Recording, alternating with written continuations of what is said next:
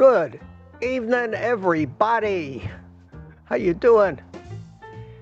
It's me, Mitch, out on the patio in the dark. In the dark. It's gorgeous out here tonight. No knit cap or anything, as you can see.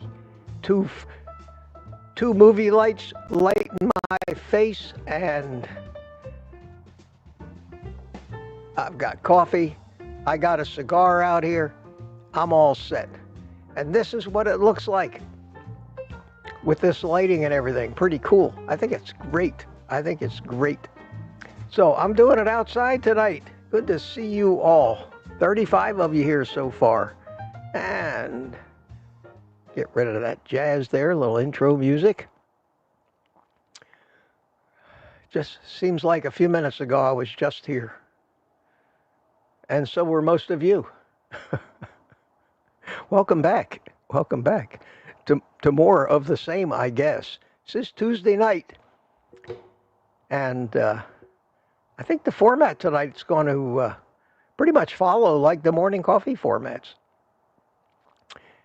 Questions in the chat. I'm going to say hi to people. I'm going to talk a little bit about some show notes I've made. I'm going to drink a little coffee.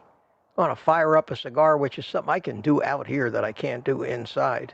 And there's not much I can do inside anymore that I can't do out here. So this is cool, and I'm loving it. It's a beautiful night. It's probably in the mid to upper 60s out here right now. And wow. I know the people in South Florida are probably a little warmer, but I think most of you will probably say, wow, I'll take that any day of the week on Christmas Eve. And it is Christmas Eve, everybody. Merry Christmas. Happy Hanukkah. Happy Kwanzaa if you celebrate it. Festivus if you celebrate that. And just happy holidays if nothing fits what you celebrate. Celebrate life. Celebrate life and say it's good to be alive. It's good to be alive. I'll wait for some people to come in here, sip on my coffee a little bit. So I didn't tear the studio down this morning. I just left it sitting out here all day. I didn't go anywhere, so I wasn't much out of sight. And I guess I'll just have to tear it down and put it away later after I'm done, and then first thing in the morning, pull it right back out here. I don't want to leave it out here overnight. It gets very damp, very humid out here as the temperature drops, and it's supposed to drop into the, I think, low 50s out here tonight, which isn't too bad. It's going to be a little cooler tomorrow morning, so I'll probably have the knit cap. And I have the knit cap right over there in case all of a sudden it starts to get cold out here. I'll excuse myself, put the hat on, and that will be that. Okay, Levy. I think I put this thing up about 10:30 this morning, and people started chiming right in, and let me say hi to them. Maybe it was later than that. First one in was Turamir at 12:30. How you doing, Turamir? Good to see you. And if you're still up over there in Finland, also good to see you, my friend. Retired Rick chimed in. Mike Seeley, always there. 2:30 in the afternoon, we heard from Papa Carnivore. Hi, Peter. How you doing? And Kim appreciates life. Looking forward to the live tonight, she says. Happy holidays to everyone. And Francine Bourgeois says, couldn't have a better Christmas Eve. Happy holidays to all. I'm with you. That's why I'm here. No place else I'd rather be tonight. Rick from Miami, Charger Mopar, chimed in about 7 o'clock, and Mike Seeley Sr. about 5 minutes later. Marla, Kelly, how you doing? Happy Christmas. Happy Christmas Eve, everyone, she says. Aunt B's here. Hi, Aunt B. Oh, my goodness. Merry Christmas Eve, and maybe I'll pop back. I hope so. Don Schonger chimed in, and Richard Williams from Copper Hill, Tennessee, chimed in. Lizzie said hi. Hi, Lizzie. And Lizzie has a question. Mitch, how would you angrily tell your family No damn junk food for me tomorrow. Ha. Well, that would work. That would work. I don't, there's so many different ways that you can negotiate with your family, and only you would know what might work. Whether you could try compassion, whether you could throw one hell of a guilt trip on them by saying something like, now you've seen how hard I've worked, and you know how easy it is for me to go off the wagon and how easily tempted I am. So I would really appreciate it if you love me as I know that you do your best. You do your best to make sure that I don't get tempted tomorrow, and I can stay on this because I'm getting great results and I'm working. Right. Has that ever worked for anybody? I mean, you live with these people. Most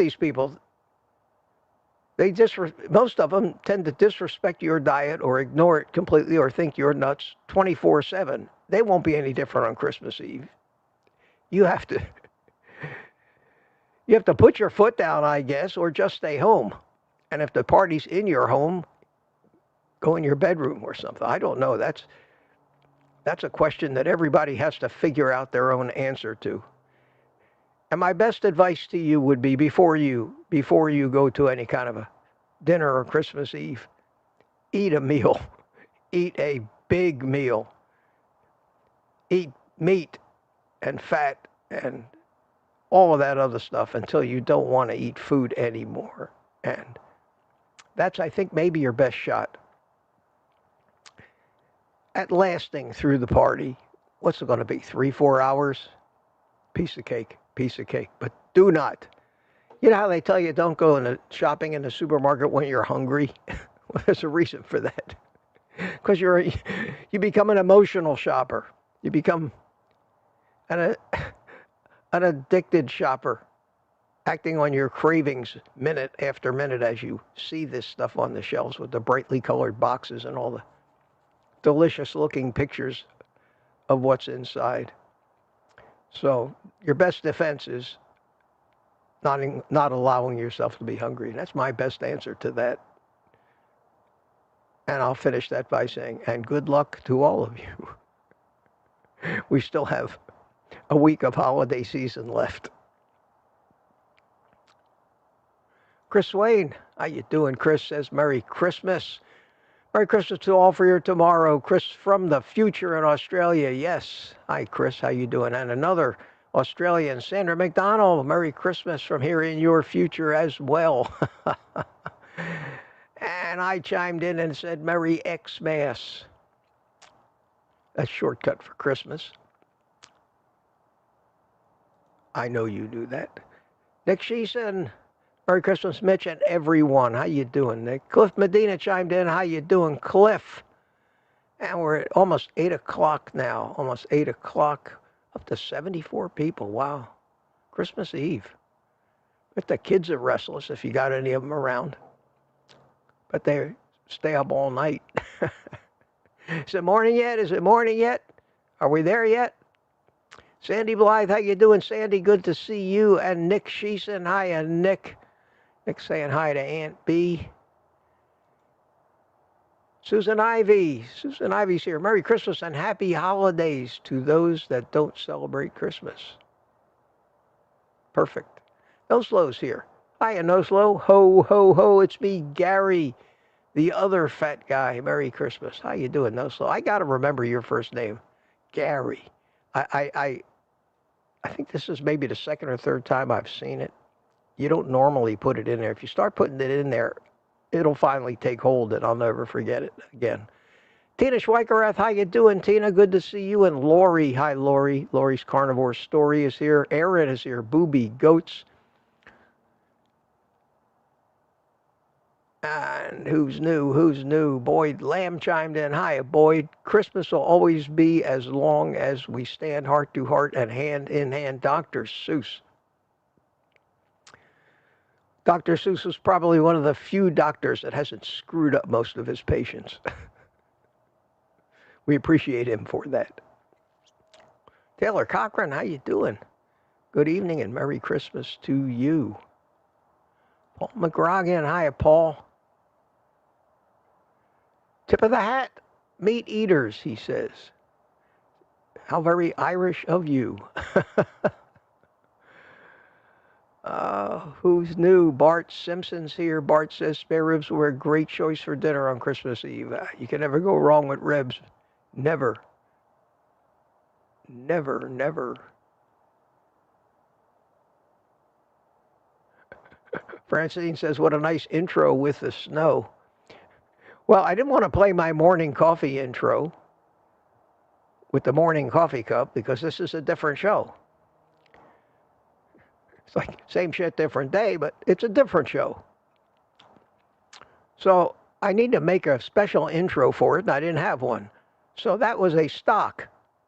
StreamYard, the company that streams these things for us, that was one of their stock intros, a 30-second countdown with some snow in the background, and very appropriate, I thought. So I used that one instead. Now I have to remember to change it back to the other intro, or that's what you're going to see tomorrow morning by mistake. Hope not. Hey, Greg Smith, how you doing? Where are you tonight? Raining here in Nevada. Are you home? If he's in Nevada, he's probably home. I imagine he'd be home on Christmas Eve. And that's unusual, isn't it, to be raining on Christmas Eve in Nevada? I would think that would be unusual. Moyini's here. Says, hello, everyone. And we still haven't got up to... Yeah, we are. We're after 8 o'clock. The show has officially started. Good to see all of you. Let's see who else we got here. Linda Price is here. Hi, Linda. How you doing? Hello, all. At work, as usual. Happy holidays. Well, take solace in the fact, Linda, that I too am working tonight on Christmas Eve. Maybe a different kind of work than you're doing, but this is my job. Deborah Miller's here. Hiya, Deborah. Hope you're all well. And we're visited by the ghost of Frederick Freeman. Hello, Frederick. Howdy, kids, he says. That's funny. I like that. Is that anything like the ghost of Christmas Past? And I know you all thought of that when you saw that name. The ghost of Frederick Freeman.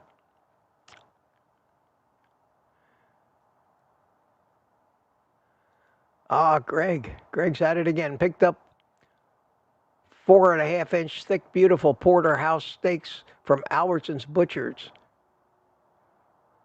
They were doing cutting on demand.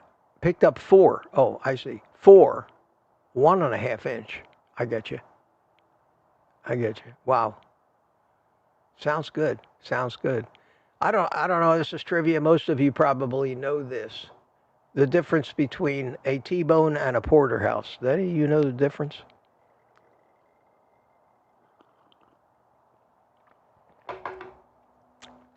They both T-bones. You know, on a T-bone, you got a bone shaped like a T. On one side of the T-bone, the bigger side is a New York strip steak. On the smaller side is a filet mignon. And a porterhouse is the T-bone that has the biggest filet mignon on it. And you know, when you go in, depending on where you cut it, the fillets get bigger and then smaller again. So they named the ones with the biggest filet mignons on them porterhouses. And yet I see the butchers at Sam's Club constantly take these gorgeous porterhouses that are obviously a porterhouse cut, and they label them T-bones and throw them in the same bin as all the other T-bones, and some of them have insignificant, tiny little fillet sections on them. And if you get there early enough and you like T-bones or you like porterhouses, you can have more to pick through and generally find a steak that they should be labeling differently and charging more for. But I've never seen a steak in Sam's Club labeled porterhouse. I don't think they have it in their computer. Nikki W., how you doing? Good evening. Good to see you. Eat a meal before going to your family. Yes, you agree. That is the best defense, is not to be hungry. Not to be hungry. And here we have Boss, 1776. Hi, boss. Eat meat. Always great advice. Always great advice. And Nikki W., it says, welcome to channel support over there. Welcome. Join the private community. See you Thursday night. Good to see you. I thought you had already joined. Maybe it's late in welcoming you. Who knows? YouTube works in mysterious ways. And we have B1 Mac. Hi, Mac. Good evening to you. Always good to see you. Retired Rick has a question. Retired Rick question. Mitch. That'd be me.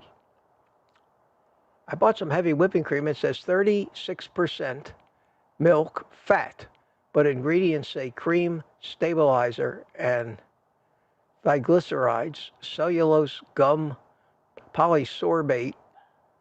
Is that polysorbate 80? And I can't even read that. Carrageenan? C-A-R-R? It's all blur. Carrageenan? What is that? Whatever it is. I have no idea. I've never seen that on the ingredient label of heavy whipping cream. I would have no idea whether that's any good or not. But the more ingredients I see that I don't know how to pronounce, the more suspicious of it I am. What I would do is I would go and check out the heavy whipping cream in a few other stores. More than likely, it's probably okay. Some of that might be preservatives. I'm not familiar with those things, but I would check out the labels on a few different brands and see if they have the same thing in them, or if some of them just say, the ingredients, it just says cream and nothing else. Because if it has milk in it, which means it would have some lactose in it, you would have to not call it heavy whipping cream. But it may be some kind of emulsifiers, something that aids in making it whip up better. It may be some compound that may trap air bubbles or something to make it fluffier when it whips up. Can you find something that's just labeled heavy cream without the word whipping in it? See if you find that and see if it has all that crap in it or not. I can't tell you for sure. Something I haven't run across in the past, but it's a good question. Good question. Shows you reading the labels. Turamir, 3:10 a.m. in Finland. Go to bed. Go to bed. We'll see you in the morning. I'll be back in the morning, Turamir. Get some sleep.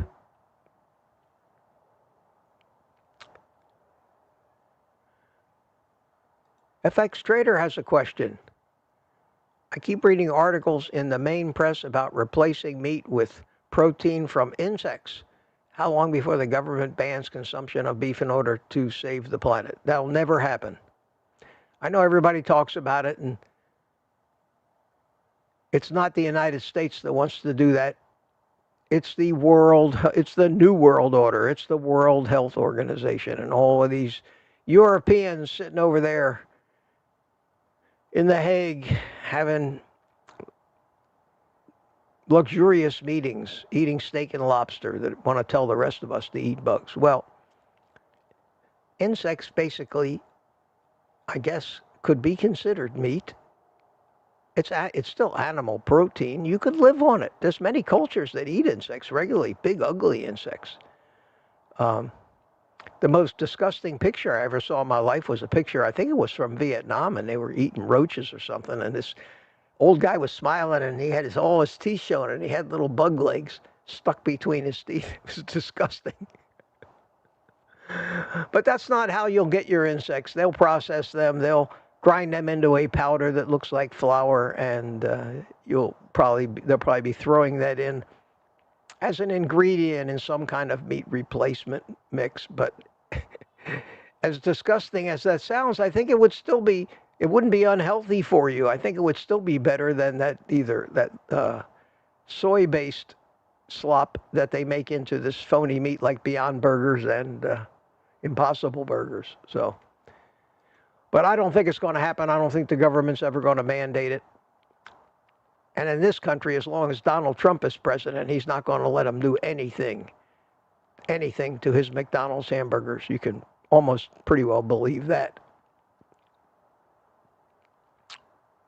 Tommy Pitarch is here. Hi, Tammy. How you doing? How you doing? Kim Appreciates Life says, retired Rick. Dr. Kiltz looks for heavy cream that's without all that junk. Not easy to find, I think. I buy my heavy whipping cream at BJ's. Okay, well, that's a good answer to that. Thank you for that. Thank you for that. I think it's out there. I think you need to look for something and just read the labels in them. Sissay says, hi, Mitch. Where is your Christmas? My Christmas is right here. But of course, if you don't know, I think sure most all of you know already that I'm Jewish. And Christmas has, other than a holiday season, we have Hanukkah. And when I was a kid, we celebrated Hanukkah. And we had the menorah, and we had 8 nights, and we got a present on every night, and we lit the candle and said the prayer. And that's what we did while the rest of the world celebrated Christmas. And because Jewish kids felt left out without Christmas trees, we had Hanukkah bushes, and that's what they call them, Hanukkah bush. But I've never been really even Jewish. I'm not a very religious person. I never have been. That's my choice, and I don't try to convince anybody else to believe what I believe. I really am a live and let live kind of guy. And I'll celebrate Christmas and the season right along with all of you, and wish everybody a Merry Christmas and not feel like there's anything politically incorrect about doing that. And I know how much Christmas means to most people, and I respect that. And that's why I put a Santa Claus hat on me on the thumbnail of this video. Pamela Suarez, how you doing? Good to see you tonight. Max says I need to have a drink. Yeah, I have bubbly here tonight. Mac, I have my bubbly here.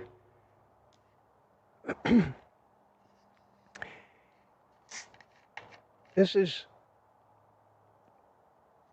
Carnivore champagne right here, guys. San Pellegrino.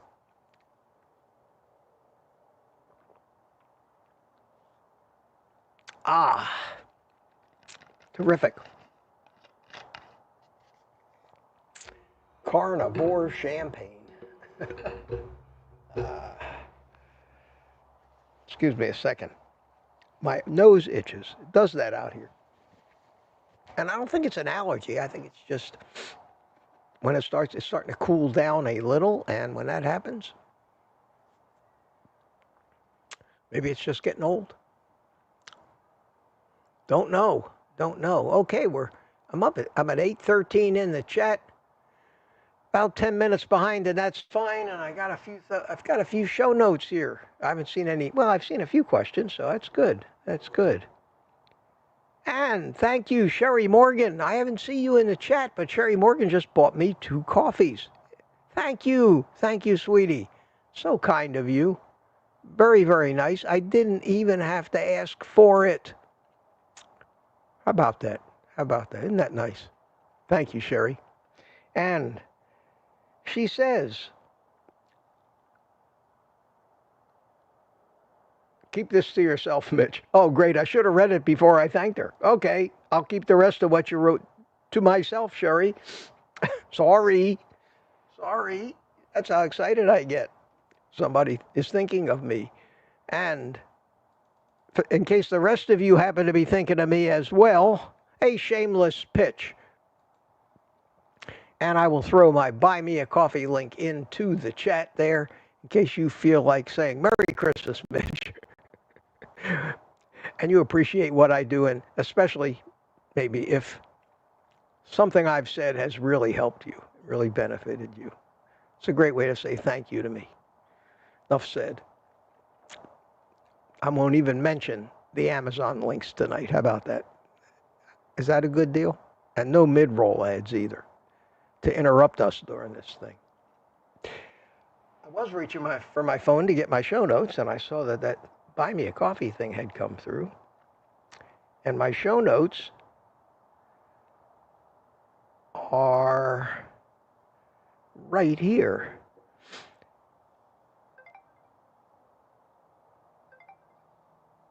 And Tammy Petarch bought me a coffee. Thank you, Tammy. Thank you so much. And she says, for what it's worth, Merry Christmas. It's worth a lot. It's worth a lot, Tammy. Thank you so much, sweetie. Very, very nice of you.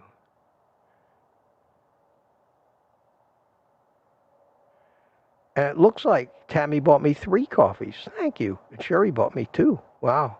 Thank you, Tammy. Thank you. It's worth everything to me. And I've said this many, many times before. The money helps, but the thought is what really means something to me. And Turamir bought me a coffee. Thank you. I appreciate your work, sir, says Turamir. I appreciate you as one of the community, Turamir. We all love you. You know that. We all love you. I just wish you'd get a little more sleep sometimes. Don't make me worry about your health. Thanks so much. Thanks so much. And I'll get to these show notes sometime here. There they are. Okay. Not a lot of show notes. Not a lot of show notes. I did want to show you a Gmail that I got, which, and that's the computer monitor going very bright. And you see how it lights up my face. But I did want to show you what somebody sent to me in my Gmail account, which I thought was pretty cool. And we've talked about this a lot. And it's true. And it's true. And it says we have never found a cave painting of a salad. And that's true. And that's your typical cave painting. And what you see is a lot of humans hunting a lot of big, fat, hairy animals. That is our legacy, my friends. And for anybody who thinks that we're supposed to be eating plants and avoiding this, couldn't be more wrong, even though everybody's telling them that's what they need to do to be healthy. Just look back a few thousand years at our heritage and how we became who we are. And there are so many things, including our own physiology, our own teeth and organs. We have become, over the past couple million years, without a doubt, carnivores. And lost whatever we used to have way back when that a herbivore might have in the form of a hindgut, multi-chambered stomachs, and all the ways that they can extract nutrients from plants that we no longer have the machinery to do. In order to be healthy, we have to eat animal products, especially red meat, to get virtually every nutrient we need. And eggs. Eggs have it all too. So that was great. That was great. Thank you for sending me that. That was Rick Pamplin sent me that. Thank you, Rick. It's very cool. Very cool. And I also got this, and I don't know who this is. So I won't say his email address out loud here. I mean, because he might not want me to. But it's one of my viewers, and he didn't put his YouTube name on there, so I don't know who sent me this. But I thought this was very, very telling. And this is a text he got from his doctor, Jeffrey Denton. Tell me if this doesn't sound familiar. Hello, comma. Well, although I am impressed with your recent health improvements, So far, our friend went to the doctor, much healthier than he's ever been, and impressed his doctor with how healthy he is becoming. It is not an exaggeration to say that your cholesterol is probably the worst that I have seen in 30 years. 30 years of practice. Okay. That chokes me up. So, I'm already shaking my head. I'm going, oh my God, one of these people, so this guy's getting healthier, or gal, whoever sent me this. And I can't tell. Is getting healthier and healthier and healthier. Even the doctor notices how much healthier they're getting, and their cholesterol skyrockets, which, as we well know, is more than likely a very good thing. And he says, once again, my recommendation is to take a medication to lower the cholesterol. Most importantly, these medications will reduce the risk of heart attack by about 40%. Now that, my friends, is unadulterated, pure bullshit. Unproven in any study. And that 40% number comes from the original Crestor study, where they used relative risk statistical analysis. And the absolute numbers in that study, as shown very well by David Diamond in one of the best cholesterol videos ever put out, was that the actual improvement between the people on a statin and the people non on a statin was 0.4%. 0.4. And the real numbers we're talking about, in a group of 100 people,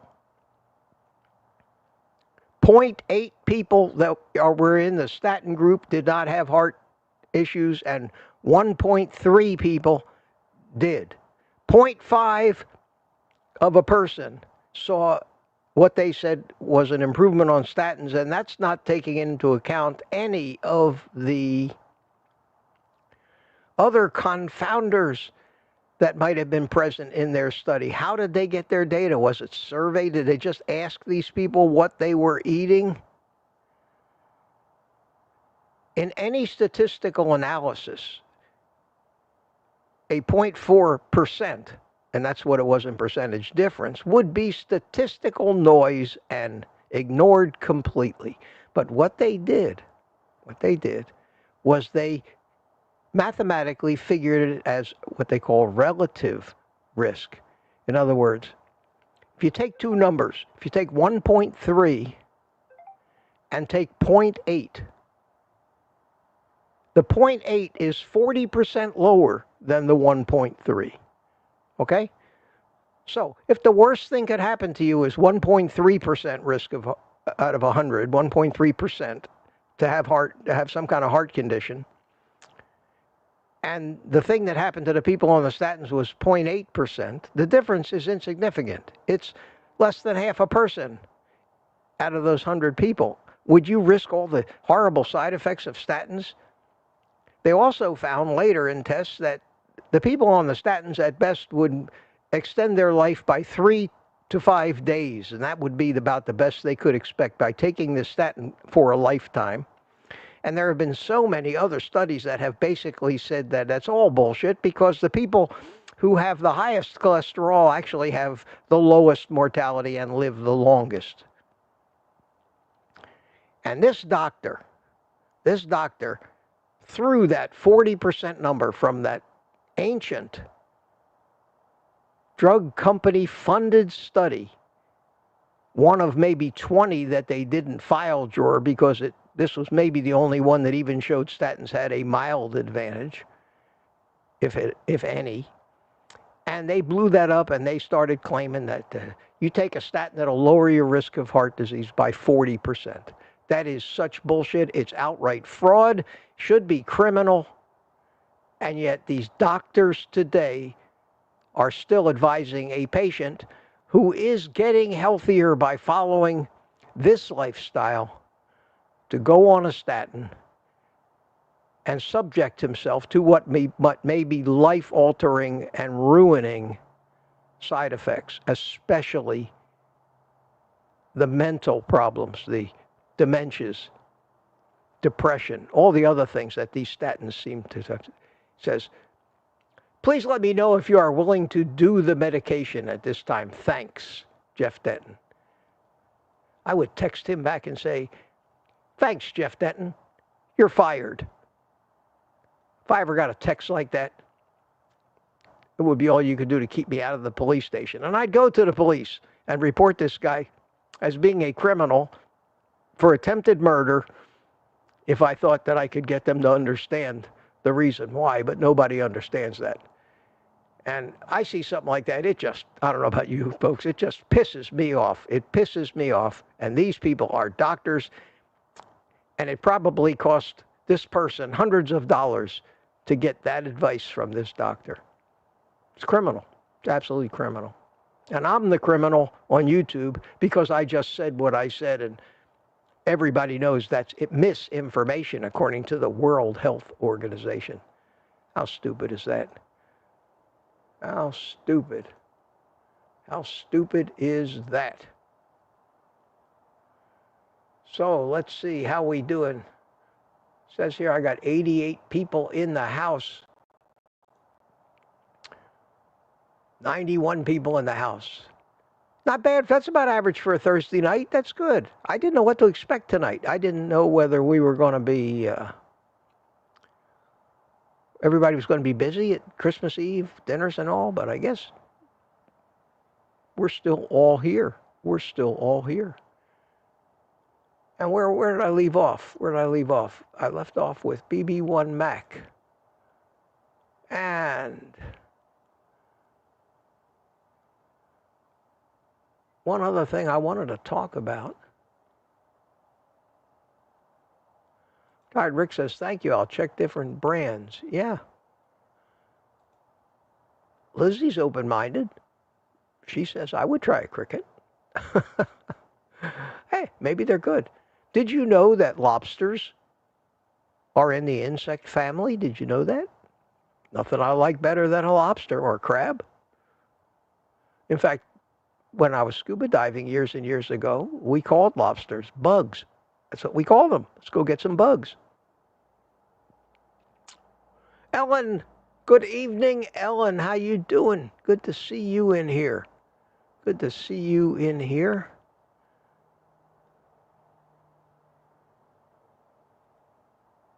The other thing I wanted to talk about, everybody's saying Merry Christmas to Ellen. I don't see too many new people. Lat chimed in. Hi, Lat. How you doing? I just arrived. TGE insect powder is rich in chebin that many are allergic to and is indigestion. Okay? Yeah, I wouldn't be surprised. They probably mix it with a lot of other crap that probably it's not going to sit too well with us either. Not going to sit too well with us. The other thing I wanted to mention, after I thank someone bought me a coffee. Someone, well, it said someone in that. Now it says Sandra in Oz bought me 3 coffees. Says, thanks, Mitch. Well, you're welcome, Sandra. Thank you so much in Australia. 3 coffees. Wow. Thank you. Thank you very much. And Merry Christmas to you down under. I have my cup tonight that Mark Whistler made for me. It says morning coffee with Mitch on one side, and it's got Kenny from South Park. My favorite character from South Park is Kenny. Poor Kenny. I'm sure a lot of you have watched South Park. They keep killing Kenny, and he keeps coming back. They must have killed him 100 times.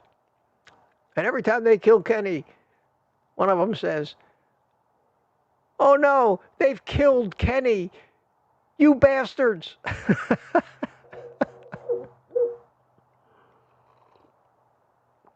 What a great show.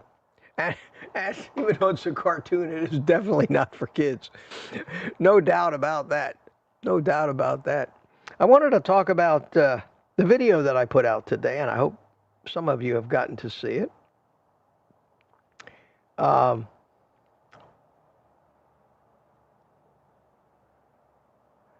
It was about weight loss drugs. And it came up in my feed. And I was really surprised because it was from an NBC affiliate in San Diego. NBC 7 was the name of the channel. And it was an investigative reporter type of documentary. And it was long. I don't remember exactly how long, but it was longer than 45 minutes. So it was quite a piece. And they were talking about weight loss drugs. And my first thought, seeing as it was mainstream media and how in bed they are with all these drug companies, because the drug companies are some of their biggest sponsors. I said, oh, I don't know. I don't think I could actually watch this because I don't think I could watch this. I'll probably just get really pissed off, so I better not. But then I said, I don't know. Let me watch it. And I started watching it, and I couldn't believe it. I've never seen a news report from any mainstream media affiliate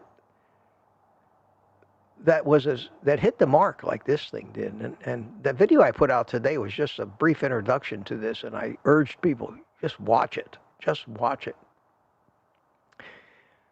I even thought for the first time in my YouTube career of actually making a reaction video to it. You know what a reaction video is? That's where you got a screen behind you in the video, and you play the video, and you keep stopping it and reacting and commenting why that was bullshit, why you don't agree with this, or why you think that was a good point or whatever. And everybody, many people do those things, and I don't like to watch them because I don't like to argue or debate these things.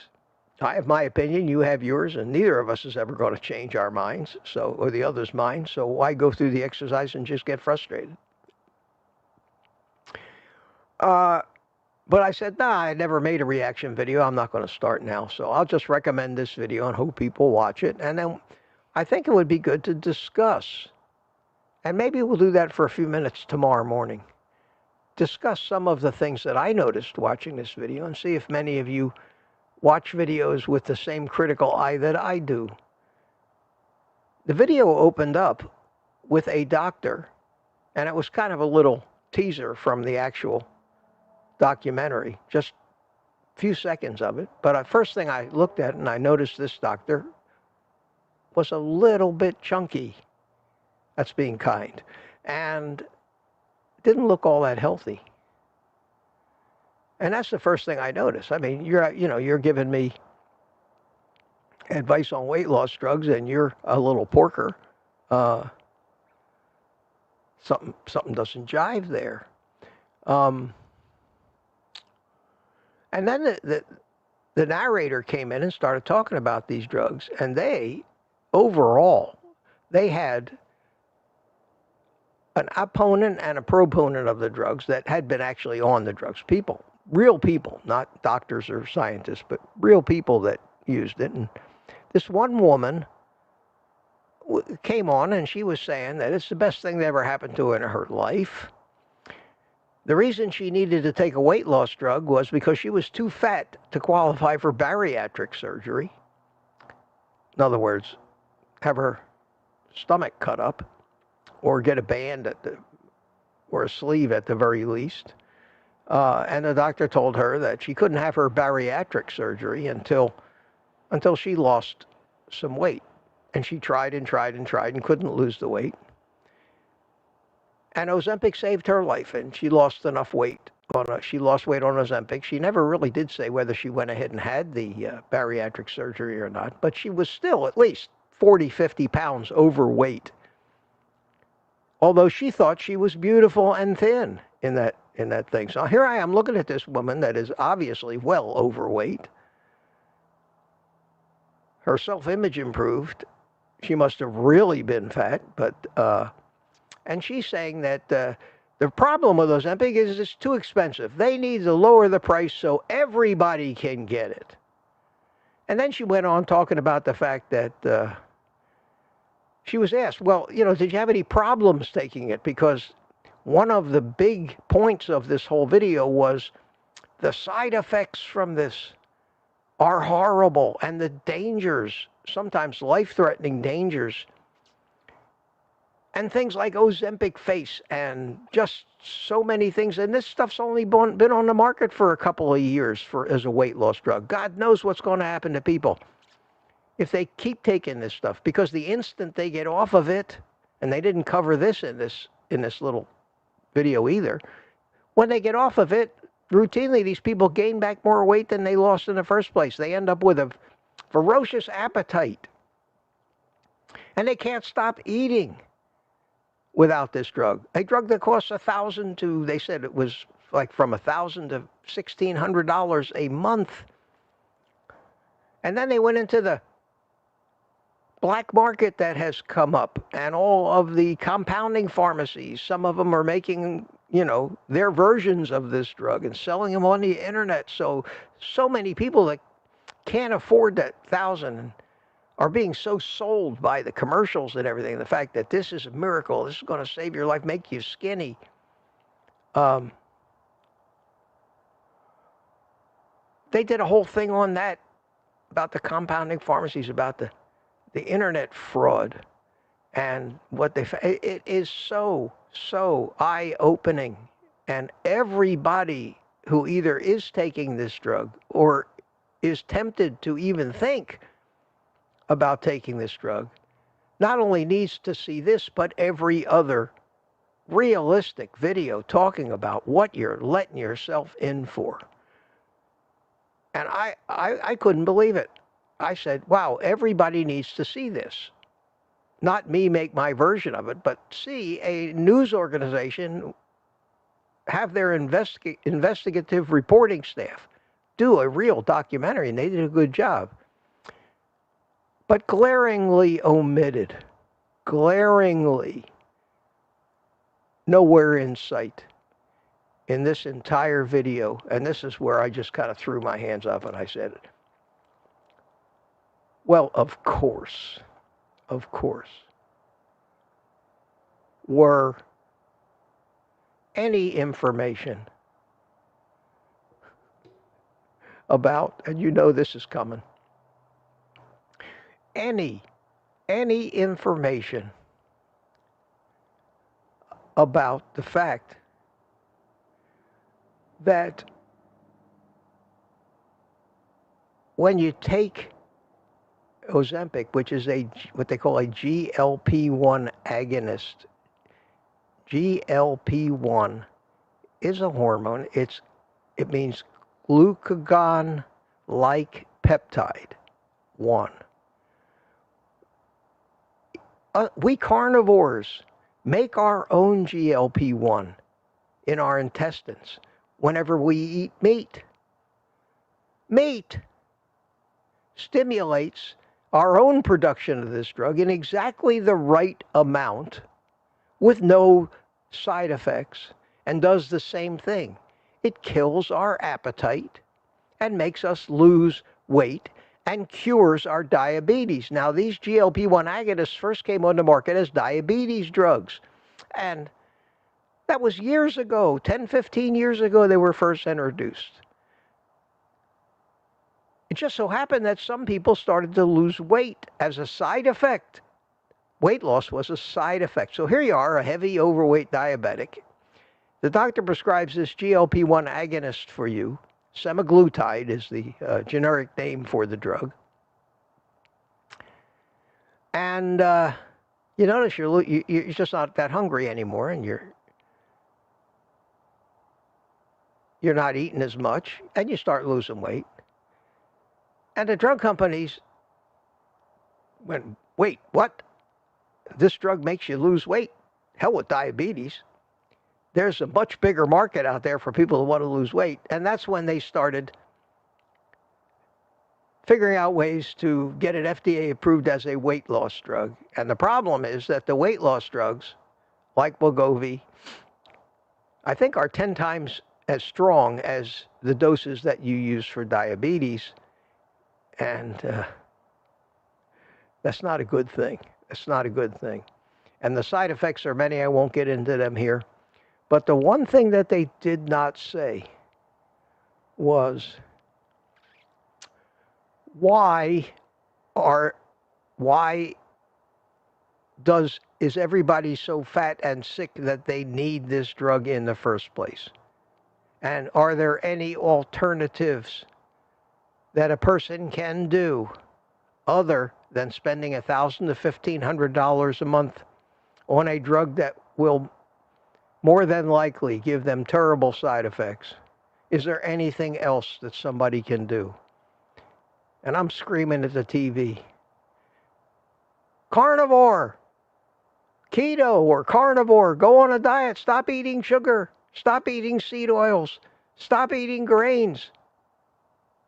Not only will you do the same thing that these drugs do, you'll do it better with no danger, with no bad side effects.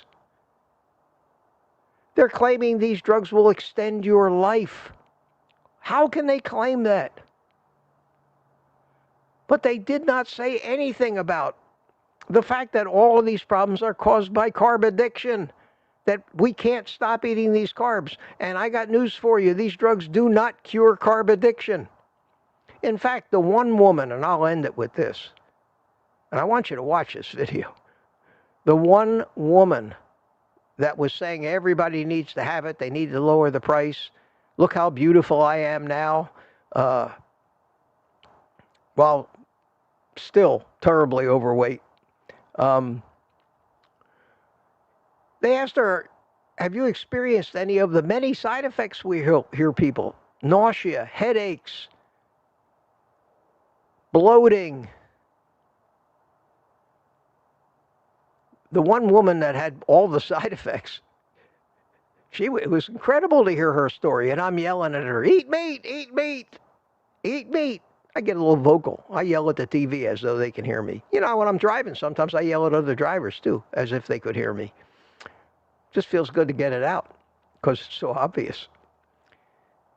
She said, yes, I did experience a lot of nauseousness, a lot of nausea. But I found that if I drank protein shakes,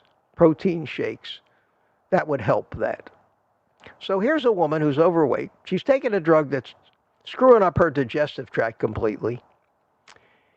And in order to fix that, she drinks protein shakes. And if you ever looked at the ingredients on these protein shakes that come in a can, in fact, they showed her drinking out of a can. I didn't know what it was, but I figured out it had to have been one of those protein shakes. Protein shakes are all seed oils and sugar. And maybe some plant protein in there, some pea protein, or maybe whey protein, but they have seed oils and sugar. So in order for her to get healthy, she's taking a drug that's going to wreck her digestive tract, and she's eating more of the addictive foods that are making her sick and fat in the first place. We are killing ourselves as a nation, driving healthcare costs through the roof, because nobody is out there screaming, you're a carb addict. Let's talk about that. Let's talk about why people can't stop eating this crap, and the companies that keep making it more and more addictive. Let's talk about nobody. And I'm still waiting for RFK Jr. I'm still waiting to hear those words out of his mouth. That's much more important than worrying about food dyes, I'm afraid. But that's just me. That's just me. I may be wrong. I mean, I always say that. I could be wrong. My t-shirt says, but I doubt it. But I never dismiss the possibility. And when you seem to be the only guy on the hill shouting it to the world, you kind of doubt yourself sometimes. Why aren't I hearing this more? It's so obvious. It's so obvious. And it fixed me. And I know that firsthand. And nobody can tell me that what happened to me didn't happen. Don't believe my lying eyes? Yeah, it's crazy. At any rate, I really hope you watch that thing, and I hope I didn't waste too much of your time talking about it here tonight, but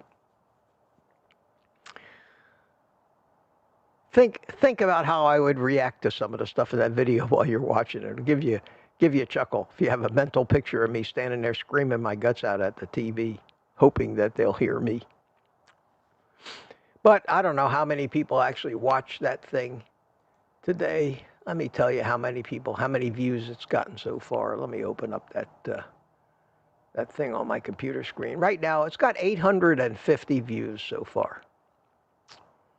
In 6 hours and 32 minutes. 6 hours and 32 minutes. 850 views. Now, you know, when you look in your YouTube feed, you see one video after another. 1.5 million views. 350,000 views. 95,000 views. And here's a little old Mitch screaming the solution to the health problem in the United States, 850 views. And it's not just me. It's not just me. I notice these things when I look at my YouTube feed. I look at everything. I look at it through many different eyes. A scientist's eyes, a doctor's eyes. I look at these things from all different points of view at the same time. And I look at these YouTube feeds, and I look at the other people in our space. I look at Sean Baker. And Sean Baker has a podcast, many of you have seen it, where he interviews people. And he put out one of those podcast videos today. Now, this is Sean Baker. This guy has 10 times as many subscribers as I do. 10 times as many. He wrote the book on carnivore. Okay? And I'm looking for something here. I want to show you this. Let's see here. Where is it? Here it is. Right here. And he put out a video today that says, still no scurvy. All right? And it says down at the bottom, it was released 5 hours ago. My video was released 6.5 hours ago. So at the time I saw this, it had only been out at maybe an hour less than mine. And I don't know if you can see it or if it's going to be too blurry, but yeah, because I have my camera set to focus on my face and not to keep trying to refocus all the time. It's very annoying. But down at the bottom where it says the number of views, it says 880 views in 5 hours. 880 views on a Sean Baker video in 5 hours?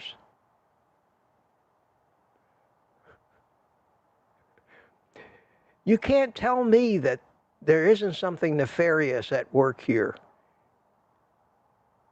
Throttling or shadow banning or censoring without really coming right out and letting us know they're censoring it.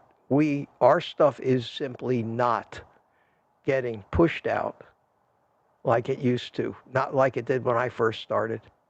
When I first started this channel, I was getting just a ton of views on every video I put out. My subscriber count was going up. I was gaining 100 subscribers or 200 subscribers every single day. It was crazy. That's how I'm at 38,000 some subscribers now, but it just keeps getting slower and slower and slower, and sometimes it actually goes down over the course of a day or two. It's nuts, but I think we are being throttled, so we just keep on plugging, all of us, and hopefully things will change, and they'll get to these tech companies, and they'll finally get the word that the World Health Organization doesn't have our best interests at heart. The folks that brought you COVID, I shouldn't have said that word. They'll really kick me off this thing now. All right, I've been rambling long enough here, guys. Greg Smith sent me an email. I sent you a coffee with a video. What?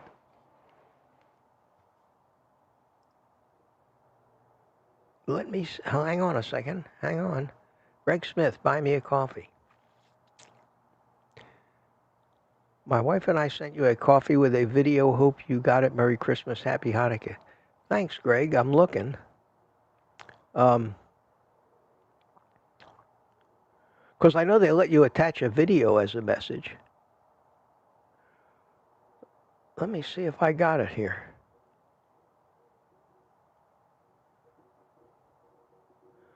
I don't see it, Greg. Oh, yeah, here it is. Here it is. Yeah, you did. You did. Yeah, it was the first coffee I got. I didn't notice that down there. Yes, Greg Smith. Is it okay if I watch your video now? Let me see. Hey, Mitch. It's Linda Smith. I'm Gregory's wife. I just wanted to wish you Merry Christmas, Happy Holidays, and thank you for everything you're doing to help Greg on his journey. Appreciate it. Thank you so much. Happy Hanukkah, Mitch. Oh, man. Thanks a lot. Oh, yeah. One last one. Bella says Happy Hanukkah. Oh, All that. oh, that's great. Thanks, Greg, man. What a gentleman. What a gentleman this guy is. If you're in our private community, or even Saturdays he comes in when we do the panel on the Saturday live stream, he's just a great guy. Over the road driver, lives in Nevada. Man knows meat, man. The man knows his meat. He knows how to cook. And just the nicest guy, the nicest guy. And I'm thrilled that he is a member of this community too. And thanks so much for that, Greg. Thanks so much for that. That's the first time anybody actually sent me a video through that Buy My Coffee thing. And that's cool. That's cool. How about that? Yeah. Didn't know that you could do that. Well, I knew you could do it, but I didn't think anybody ever would.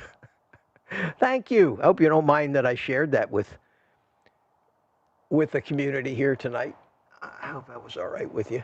All right, let me get back to the chat because I really am ignoring any questions that you guys might have. It's starting to cool off a little bit, and I tell you what, my friends. Seeing as I'm outside here, and you know what that music means if you've ever been with me at coffee time. I'm gonna light up my cigar here.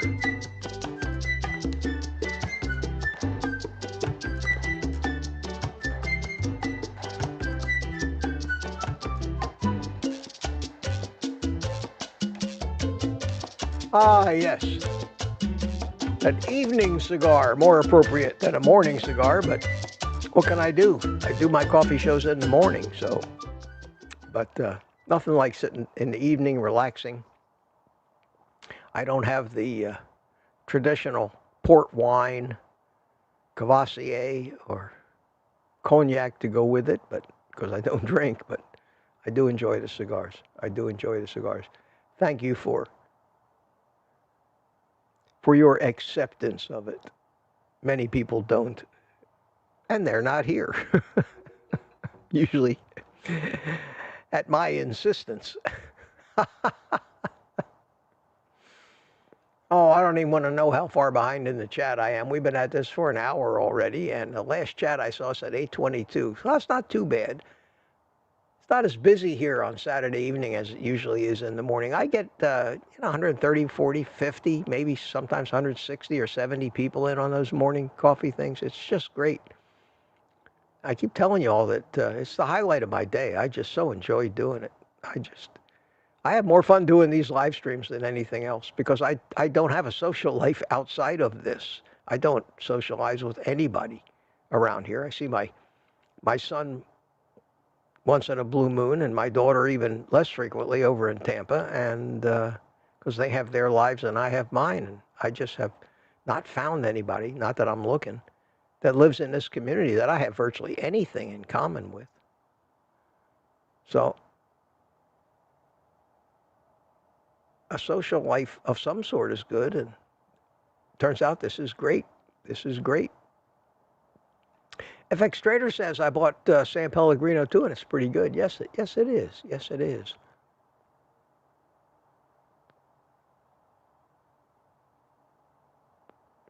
Pamela Suarez tried to watch me this morning, but they had an island-wide power outage for most of the day. Those bastards.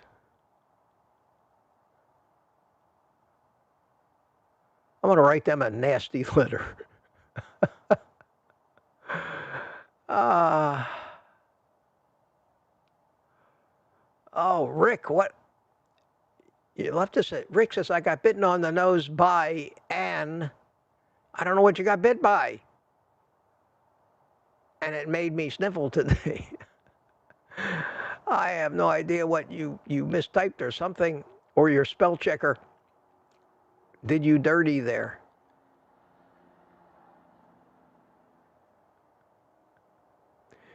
And 10,000 unemployed comedians in the country. And Peter says, I was thinking of switching to raw vegan, but then I woke up from my nightmare and ate 5 eggs and a bunch of bacon. That would be a nightmare, wouldn't it? Imagine if somebody came up to you and said, we're sorry, but we're going to put you in a cell and feed you nothing but raw vegetables so that you can be healthy. That would be worse than just being in a cell. CB's here, CB from Alabama, Sheriff CB Carmack. Good evening, sorry, Merry Christmas. And Merry Christmas tomorrow, all. Oh, yeah.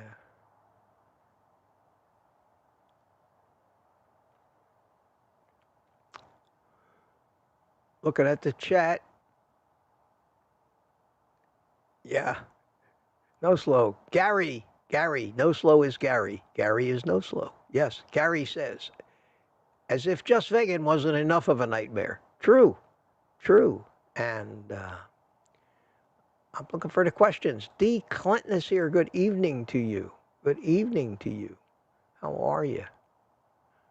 Question. Turamir said, did your phone just go ka-ching? Yes, it did, Turamir. I thanked you for that. I know I'm way behind in the chat, but thank you, my friend. Very nice of you.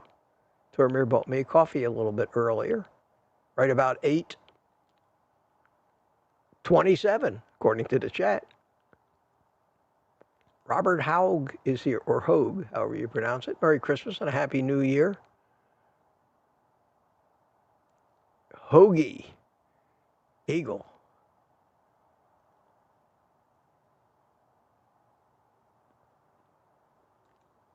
Greg Smith says he was evidently got the audio book from Casey Means. Yeah. Great information in that book. They're the ones that are advising RFK Jr., which is still almost too good to be true. But they're still not focusing on addiction. God, I don't know.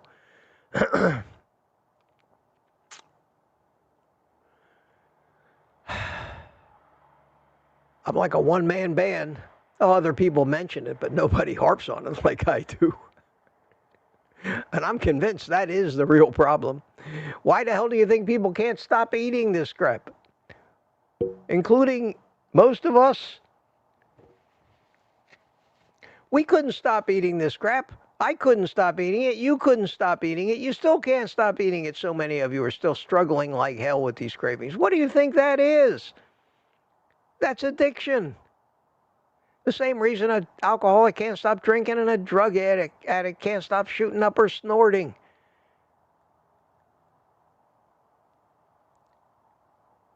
How come that just goes right by everybody's head?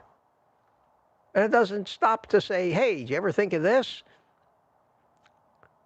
And when they do think of it, they call it food addiction most of the time, which is the dumbest thing I ever heard. Food addiction. We can't be addicted to food. We need food. And not all food is addictive. Ribeyes aren't addictive. You may love them, but they're not addictive. You're not hawking your mother's jewelry to buy a ribeye in desperation, breaking out in cold sweats.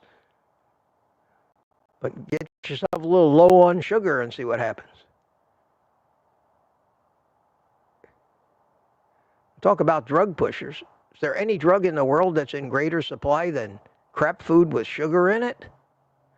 Most of us are never more than 100 feet from some place that sells that crap, whether it's the convenience store on the corner, a gas station, an office supply store, everybody, Best Buy, I don't care where you are, they've got racks of candy and shit in cellophane bags and sodas. soda machines. In the gym I went to, owned by Health First, a hospital chain and medical organization here in Central Florida. The first thing you see when you walk through the door is 2 vending machines full of shit and sugary drinks. On the way into the gym, you pass by this machine. It's crazy. And not a single soul in that gym ever pointed out the absurdity of that to me. I think I may be the only guy ever walked through those doors that even saw the irony of that. Certainly the company that owns the gym didn't. And they used to have a little restaurant, kind of cafe in there. They closed it when COVID hit. They never reopened it. And what did they sell? Smoothies, fruit smoothies. That's their idea of health. Let's see how much sugar we can get into this person. Because everybody knows when you work out, you need a carb load. Yes, sir. Wow, wow, wow, wow. The ignorance. Like I say, either I'm crazy and wrong, or everybody else is wrong, and what would the odds be of that? Well, I don't care what those odds are. I still believe it. I still believe it. And I'll keep ranting as long as somebody's listening. I got 102 of you here. How are we doing in Rumble? 2 viewers in Rumble, nobody in the chat. I wonder if I'm actually live on Rumble. Sometimes some of these things don't actually go live. Let's see if it actually went live. No, it didn't.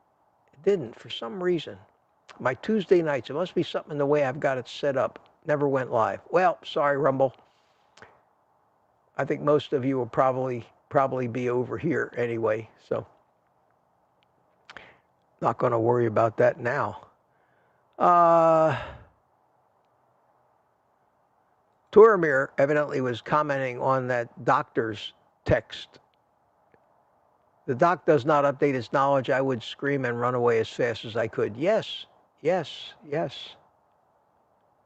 I agree, Tuka. Absolutely. BB Mac commented on that little talk that I was talking about, relative risk versus absolute risk, and he said, so the relative benefit would be 98.7% versus 99.2%. Yes, that's it. That is the difference. And what David Diamond did in that video, and everybody should watch that. I already did refer people to that video at one point in the 510 videos that I've put out there. And that doesn't count live streams. That's just videos. I did refer people to that David Diamond video, and what he does is he puts it on a chart, and he charts people that did not have heart disease in either group of statins or non-statin users. And it was hard to tell because all the blue lines went almost all the way to the top, because the worst case out of 100 people was 1.3. Okay, so when you take all these blue lines, and they all went to the top, and it showed that there's no difference whatsoever. And if there's any benefit, listen to this, and this is the ironic part, and this is the part you never hear. You never hear. If there's any benefit to a statin, it is the fact that like a baby aspirin, a statin has a very small but still measurable anti-inflammatory effect. Okay, think about that. The problem is inflammation, systemic inflammation, that causes injury in the artery walls, and they get rough. And these small damaged lipoproteins, the LDL particles, are small enough to get lodged in that roughness. And that's where the heart disease comes from. It takes 2 things to get into that situation. Number 1, you have to have the inflammation. And number 2, you have to have the sugars and seed oils that are damaging the LDL particles. Without both of those being present, no heart disease. If you're not eating sugars and seed oils, you're not damaging your LDL. The sugar and the seed oils cause the inflammation as well, so you're not getting the inflammation. The LDL that you do have, which you need for life and health, are going to be huge and fluffy and just bouncing along inside the artery walls and not sticking to a thing. Again, what's the cause? Sugar and seed oils. And by sugar, I include grains. We usually say grains, sugars, and seed oils because people do not look at grains as sugar, but they are sugar. They're complex carbohydrates that get broken down into sugar the minute they hit your saliva. But that doesn't jive with people, so you have to kind of say grains too, so they know you're talking about grains. But sugars and seed oils are the culprits. And why do we eat so much sugar and seed oils? We're addicted to sugar and the processed and ultra-processed foods that these companies make. In order to get some fat into them, because you need to have some fat, they wouldn't dare use butter anymore. They use the seed oils for fat. And why do we eat those things? We're addicts. We can't stop eating them. We're so easily triggered. That's all it takes to describe where the problem's coming from. Not another word needs to be said about why heart disease is going off the charts. And the root cause of all of it is addiction. Carbohydrate addiction. Some people, like Chris Knoble, or Kenobi, what's his last name? K-N-O-B, Kenobi? Yeah, Chris. He contends, and has a lot of charts and graphs to show it, that as bad as sugar is, the seed oils are worse and causing more damage in us than just the sugars. But where do we ever find sugar without seed oils in all of this ultra-processed food? You don't. You don't. So it's that combination of foods. And what drives us to eat these foods? Addiction.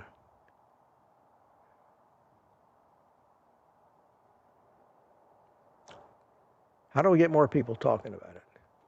Do I sound like I'm on a soapbox? Do I sound like a one-trick pony, maybe? Let me keep going down the chat here. See if anybody's asking me anything or saying anything interesting. Guys are talking to each other. Here is Boulder is in here. How you doing? Good evening to you. Good to see you. And Tanya is here. Hi, Tanya. How you doing? Kitchen Witch. Nothing here for me to eat, but I ate before. Thanks to all of your advice. Gonna make it through. Atta girl. Atta girl.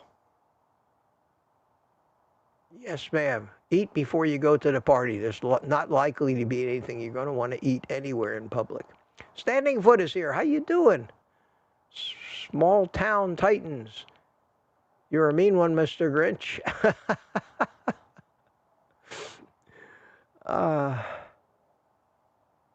And Mandy Bedows. Merry Christmas, Mitch, from the UK. Merry Christmas to you, Mandy. Thanks for coming in. Thanks for being here. Mama Cracker, good evening to you. Good evening. Christine is here. Hi, Christine says, smoking 2 large racks of beef ribs tomorrow. I am really missing just plain hamburger patties with a few pieces of blue cheese. Yes, burgers are great. I eat a lot of ground beef. I like ground beef because you know pretty much how much fat you're getting with it. And it's so easy to make. Just squish down a couple of patties, throw them in a pan, fry them up. I cook mine to about 140 degrees internal temperature. I'm always using thermometers when I cook. And either sous vide, because then I know exactly what the temperature is. I have Bluetooth thermometers. I can put stuff in the oven with a thermometer in them and read it constantly. I cook my burgers to about 140 degrees. Let them rest for a few minutes. They usually come up a little more, and they're not rare. I on the medium side of medium rare, but they're usually very, very good. And all I put on them is salt.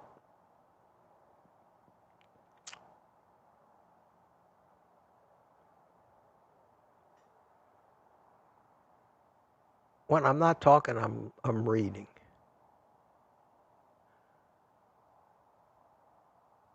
And you guys are doing a lot of talking here tonight.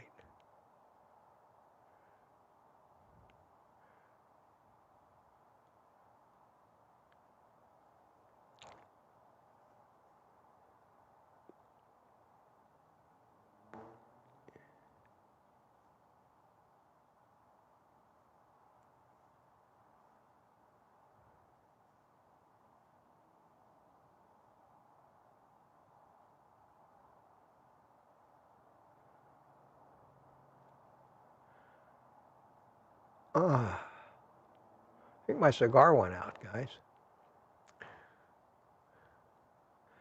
Here's somebody new, Edward Renner. How you doing, Edward? Checking in from San Diego, home of NBC7. If you're just checking in, I talked about I recommended a video from your TV station in San Diego about weight loss drugs. Made a video about it today. It's on my channel. And in that video, in the description, is a link to their video, which was a great, great piece.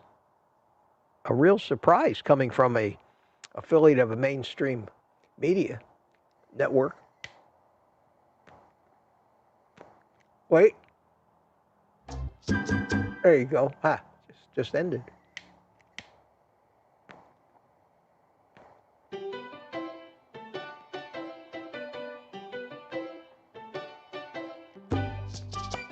Maybe I should leave the music playing while I'm reading the chat. Nah. At any rate, Edward, good evening to you. Good evening to you. I don't see a lot of questions for me tonight. I guess after all this live streaming, Kitchen Witch, Tanya says, Mitch, I did my homework, by the way. Did you watch that video? Wasn't that great? We'll talk about that a little Thursday night, too. We want to get you all in the panel. FX Trader, GLP-1 recommended to everybody by Elon Musk. I think he got it wrong. He should stick to rocket science. Agreed, 1,000%. But you see, I think most people, the tendency is always to just go along with the majority. Otherwise, you're considered a radical or a rebel or something, usually with not the greatest connotation.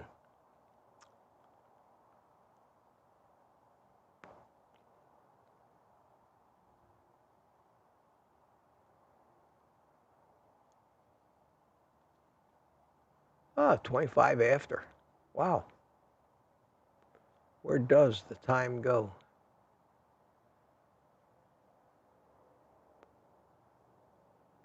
You're all talking about different kinds of food that you're eating. And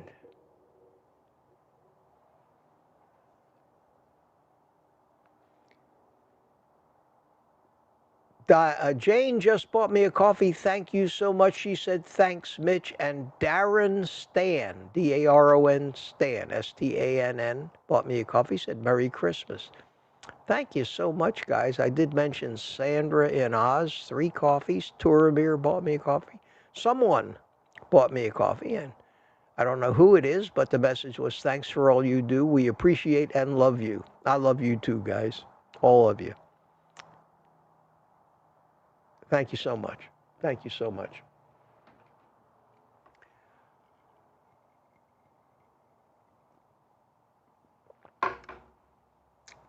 FX Trader, that's the first I've heard of Elon Musk talking about health and diet. But one thing about Elon Musk is even if if he's wrong about that now, it probably won't take him too long to finally get on the right track. The guy's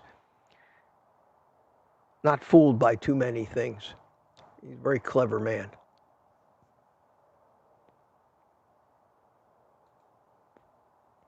FX Trader also said, I used to drink protein shakes before I realized it's not good. Yeah, they make it sound good, protein shakes. It's like these protein bars that they sell, in the gas stations and the convenience stores. They're candy bars, for God's sakes.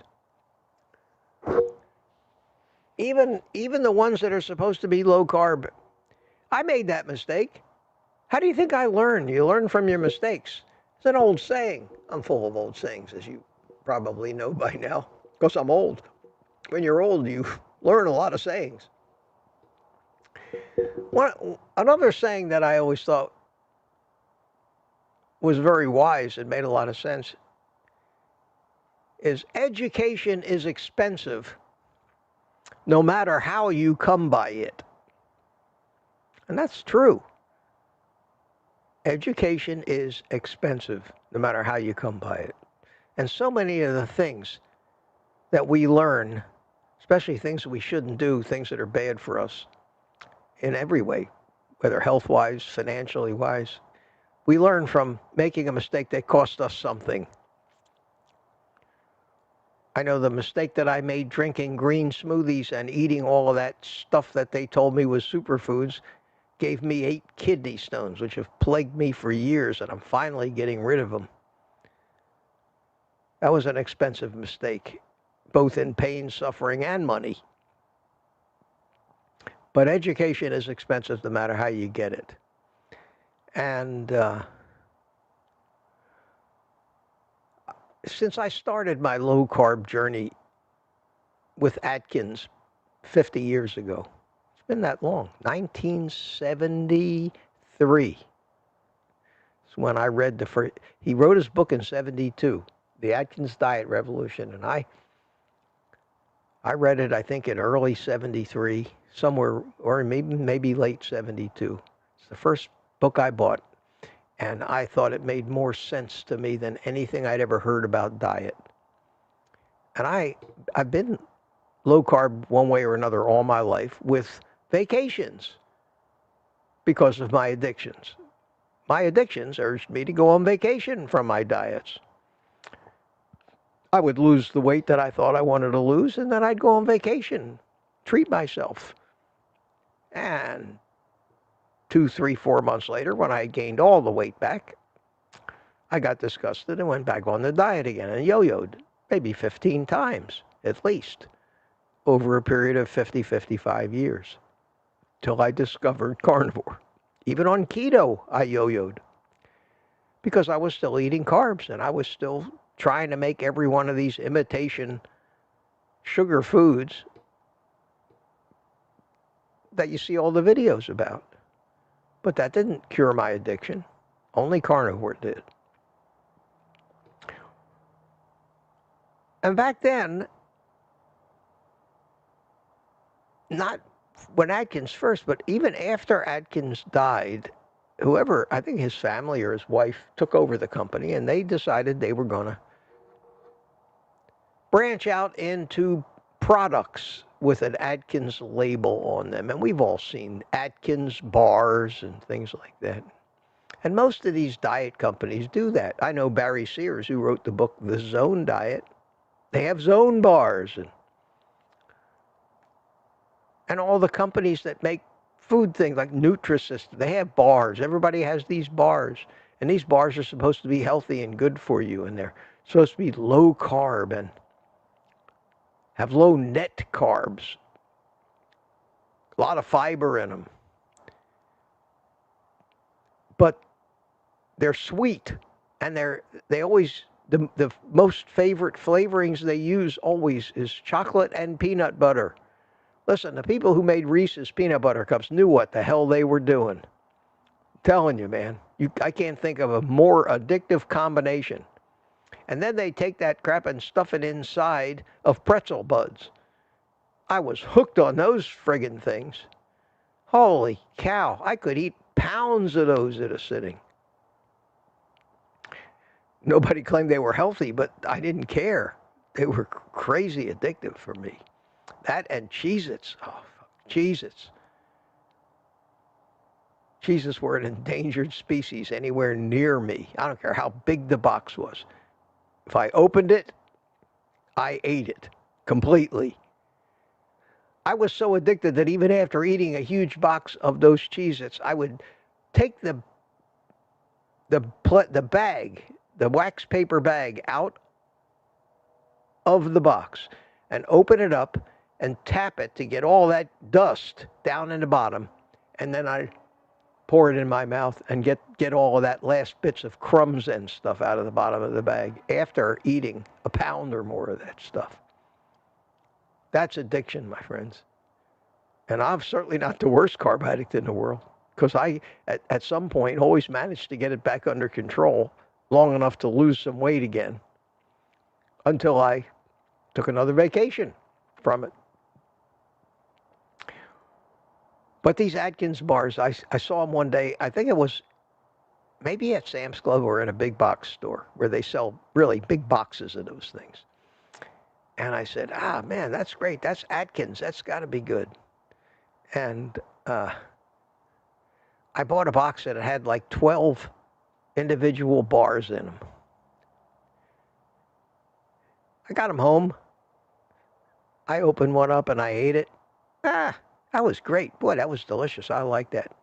Maybe I'll just have one more. Well, needless to say, 20 minutes later, the entire box of 12 was gone, and I consumed probably 1,500 or 2,000 calories and God knows how many grams of carbohydrates because I couldn't stop eating them.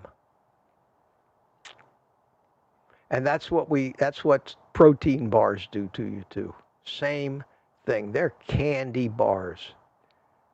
They just feed your addiction. And you never feel satisfied eating them. There's nothing in there that triggers any flow of leptin, which is the satiety hormone, because sugar is not supposed to satisfy us. Sugar is supposed to stimulate us to keep eating more and more of it, because after all, why are we eating sugar? Because the real food can't be found, and we'll die if we don't eat the sugar. And that's an ancient response we all have. I've talked about how that works. I'm not going to go into that whole speech now, but every time I mention it, I want to go back into that speech about how your body stores one day of sugar. So if you're low on sugar, your subconscious thinks you're going to die tomorrow. And the imperative is to get more sugar in you, and that's where the cravings get triggered. And it makes so much sense. I don't hear people talking about that. I've never heard that anywhere, as a matter of fact. That's my own, I'm sure somebody else has thought of it, but that's kind of my own theory.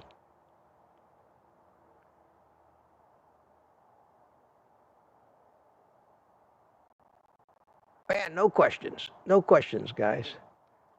9:35 and no questions. And 104 people. FX Trader says Dr. Baker is probably shadow banned. They don't want to lose billions of dollars in cornflakes profits. Well, of course. Who do you think controls all this? In fact, in that video that I recommended to you guys, they talk an awful lot about the influence that the drug companies have in the entire medical community. And they even go on to admit that most of the medical information produced today that is taught in medical schools and given to these doctors is actually produced by the drug companies. And then they said something stupid like, and who would know better than the drug companies? Yeah.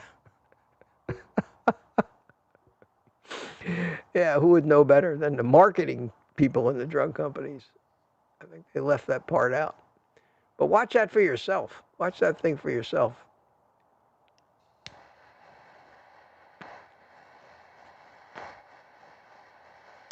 One thing is true. I can't imagine anybody. Well, yes, I can imagine. I was going to say I can't imagine anybody having watched that would ever even dream of taking Ozempic. But There's no common sense in the decision to take those drugs because you don't want to give up the foods, and that's an alternative. Well, let's see. Do I want to give up donuts and pastries and pizza and ice cream? Or do I want to take this magic drug which my doctor recommended? Well, it's a no-brainer. Oh, they even had a section in there where they talked to plastic surgeons about the absurdity of how many people right now, because of this thing they call Ozempic face, are spending enormous amounts of money on reconstructive surgery for their face after what Ozempic does to them because of where the fat disappears from.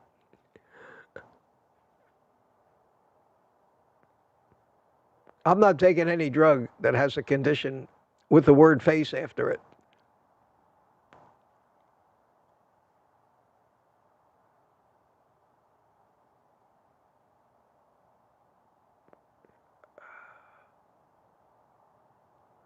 Wow, wow, wow. No questions. I do see that Spanky's here down in the chat. Came in 9:35. Is that what time we're up to? 9:35? I'm at 9:03 in this chat, but we're at 9:35 in the other chat. He says, okay, group hug. Everybody's hugging. How you doing, Spanky? That's Golf Addict. Up in Canada. Hope you're staying warm up there.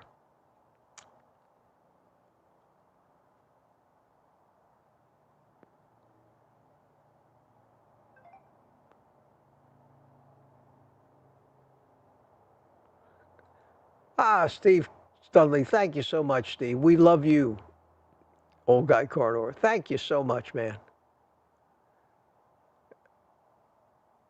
I appreciate that. Hey! Question. Oh, this is a good question, Greg. Thanks for saying that. Thanks for saying that. Tomorrow's Wednesday, isn't it? Holy cow. Where did the days go? Normally on Wednesdays, I start my morning live streams at 10 a.m., and I think I'll do the same tomorrow because I don't want to change up too often. I do that because I go to Sam's Club. I doubt Sam's Club is open. I don't need anything at Sam's Club tomorrow. I did go, not early in the morning, but one afternoon a few days ago to get some eggs before they completely ran out of eggs, and I managed to get enough eggs for, I think, 5 weeks, 4 or 5 weeks maybe. We'll see how long they last. I got a bunch of eggs. And I really don't need anything else. I usually keep quite a bit of food on hand here. But I doubt they'll be open tomorrow morning on Christmas morning. They might, though. You never know. You never know. I can tell. I can tell real quick. There. Let's see. Oh, while I'm at it, I see. Richard Lehman's bought me a coffee. Thank you, Richard. Thank you so much. Merry Christmas, Mitch. Thanks for all the info you give out. It's really appreciated. Well, thank you, Richard. Very nice of you. Very nice of you. Now, let's give this a whirl. Hey, Google, what are Sam's Club hours tomorrow? Sam's Club is open today from 10 a.m. to 6 p.m. Here are the hours for the rest of the week. Says here Wednesday closed. Okay, so they're closed tomorrow. It's a magic box right here. It's a magic box. I can ask it anything and it tells me. Isn't that amazing? Yes, it is. Technology freak that I am. This thing has got AI built into it that's just scary cool. What you can do. This is that S24 Samsung. It's S24 Ultra. Amazing phone. Amazing phone. I just got it back from having the USB port replaced in it because it wasn't working good. But they did a great job. I got to say, Samsung did a great job fixing it. You can't tell. You cannot tell that they even touched the thing, except they wiped it. I got it back and I turned it on and up comes the screen. Welcome! And then I had to pick the language and start completely from scratch. Fortunately, they have software that allows you to transfer everything from one cell phone to another. And before I sent it to them, I transferred everything to an S22, and a little older version of the same phone that I had. And when I say everything, I mean all the settings, all the screens, all the icons, all the apps, all the pictures, music, virtually everything you have on the phone. And you get a clone of it. And then when I got this phone back, I just did it in the opposite direction. And damn, if everything worked, except you had to, every app you have and everything that has a password, you have to re-log into it. So good luck finding all those passwords. That was the worst part of it. But I did get it up and running again. It works great.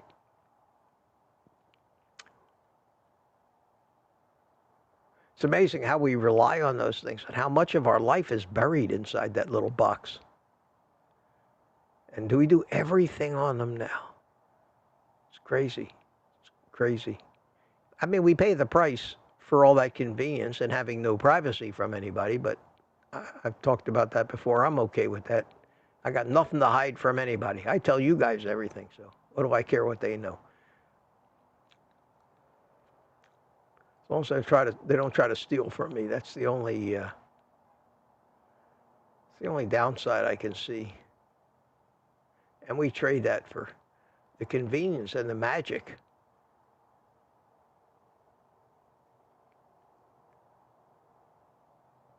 I'm reading the chat, skimming it.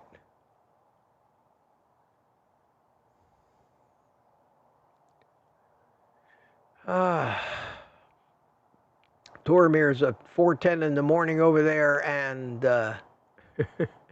guess he's not going to go back to bed. Hey, here we go. Hey, a question. Hey, Loretta Nadal. Nadal. I guess that's how you would pronounce that, Nadal. Question, how different is this genetic code between sugar and cocaine? Just a little cocaine. Well, neither sugar nor cocaine has genetic code.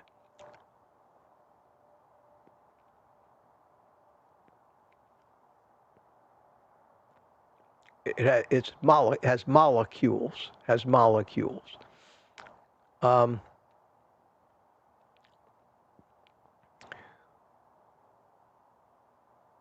I've never looked at the two side by side.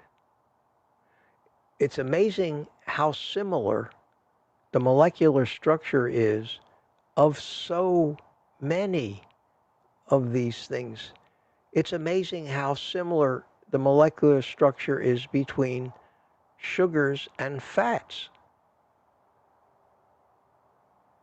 Sometimes the addition of a single carbon atom at a particular place on the molecule makes the substance completely different with completely different properties because of the way it bonds with other things.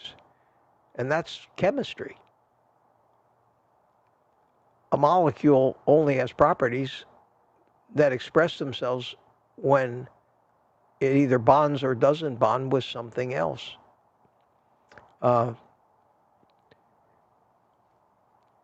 could spend a lot of time and go through and look up right now the molecular structure of a glucose molecule, let's say, and a cocaine and see what cocaine is made of. I don't know if cocaine is a molecule or if it's a combination of different molecules of different substances. But odds are it's very similar. And interestingly enough, when you think about organic chemistry, most of all organic compounds contain carbon, oxygen, and hydrogen. Carbon and hydrogen and oxygen. That's what fats are made of. That's what sugars are made of. And it's just the way the different molecules are arranged. A saturated fat is all the same atoms, just arranged differently than a unsaturated fat. A monounsaturated fat is a saturated fat that has one less carbon atom in it. That's the difference. But where that carbon atom was allows it to react with other things where a saturated fat wouldn't. And sometimes that reaction might make the difference between whether it's good for you or bad for you. It's a fascinating subject. I've delved pretty deep into it, but certainly not as deep as somebody who has a PhD in organic chemistry and is a professor or anything like that. But I find that stuff so fascinating. But I would, one example I can think of is they say cheese is addictive. And it's got something they call casomorphines in it. And it mimics the effect on the body that morphine does. And that's what makes it addictive. Even though it's a different molecule, it's similar enough. And the most glaring mistake our body makes is because of just that thing. And it is the difference between a cholesterol molecule from an animal and its equivalent, which they call plant sterols, from a plant. And when you eat plants, our bodies will use plant sterols in places where cholesterol is needed because they are so similar that we mistake, our physiology treats it like a cholesterol molecule, but it's not. There's one bond or one atom difference. And our body will use the plant sterols instead of cholesterol when it rebuilds things like cell walls. And we end up being basically turning ourselves into plants in a lot of cases because we're being built out of plant material instead of animal material. And I don't think that's anywhere, it manifests itself anywhere more than in our skin cells, and probably accounts for the reason that when you're carnivore for a reasonable length of time, you don't sunburn anymore because those plant sterols react a little differently to sunlight than the animal cholesterol does. And you don't want the plant sterols, you don't want your skin to be built out of plant sterols because plants use sunlight a little differently than we do. They get their energy through photosynthesis. We don't. With us, the sunlight works to help synthesize vitamin D. But I don't sunburn anymore. I don't. I got an itch. There you go. I don't sunburn anymore at all. And you'll find most carnivores will tell you they don't sunburn. They don't ever use. You don't ever want to use sunscreen. That shit is terrible for you. So that's a really cool question, and I'm gonna look it up now. I swear, Loretta, you got my curiosity raised. What is the difference between sugar and cocaine? They're both addictive. Whether they're addictive for the same reasons or not is hard to say. But they both elicit a dopamine response and serotonin neurotransmitter response that we perceive as a pleasurable feeling, because that is the mechanism that motivates us to do things, because we tend to want to do things that give us pleasure, and pain is exactly the opposite. Avoid things that give us pain. And that's what drives addiction, to give you pleasure. That's why the greatest and most addictive thing for human beings is to have sex. It's maybe the most pleasurable thing we do for a reason, because it's the most important thing we do. Otherwise, a species goes extinct. If they're not reproducing, they can't possibly survive. And that's the original purpose of all of these systems, was to encourage an organism to do things that were necessary for its survival. And since sugar has commanded that, because once we become sugar burners, we are in permanent survival food mode. And we eventually forget about the fact that we're supposed to be in fat mode, fat burning mode. And since we only store such a small amount of sugar in our body, we're always one day away from starving to death, as far as our subconscious mind knows. And it keeps calling up all these survival routines which compel us to hunt and eat as much of that sugar as we can and give us a great pleasurable feeling, to reward us for doing what it thinks, or it's programmed to think, that we need to do so we don't die tomorrow, run out of sugar. It all makes tremendous sense. Makes tremendous sense.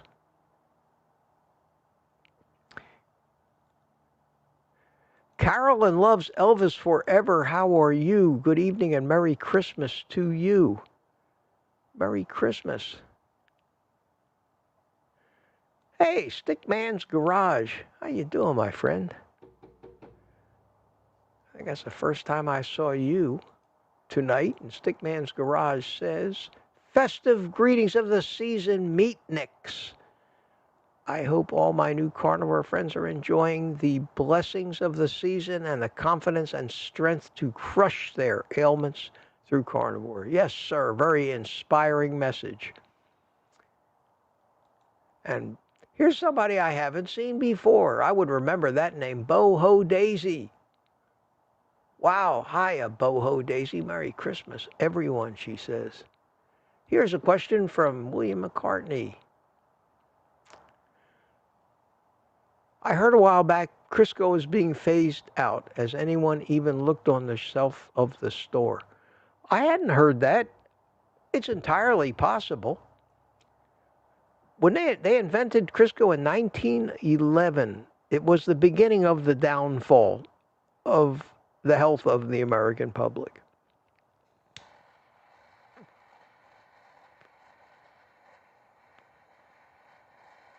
Crisco was invented as an attempt to use industrial oils, figure out a way to sell more of this stuff. I think it was cottonseed oil. They had a surplus of it or something. I'm not really sure of the story. I've heard the story a couple of times, but they figured out how to get it to stay solid at room temperature, and then some rocket scientists thought, well, maybe we could replace, lard and tallow with this stuff. It'd be a hell of a lot cheaper. They didn't stop to think about the chemical makeup of it and what it would do to the food you cooked in it. They just thought that it would be solid at room temperature. We could heat it up. It won't poison you too bad, or they didn't know at the time. You wouldn't die from it. And we had Crisco. And then the marketing people took over. And it became a thing, and then the polyunsaturated fats became a thing, and then the seed oils, and the rest is history. No slow. I talk about this all the time. I can't answer it now because it's too late, and it would take hours because I keep talking. But you keep listening to me, you'll hear the answers. I've touched on them tonight about why we're addicted to sugar.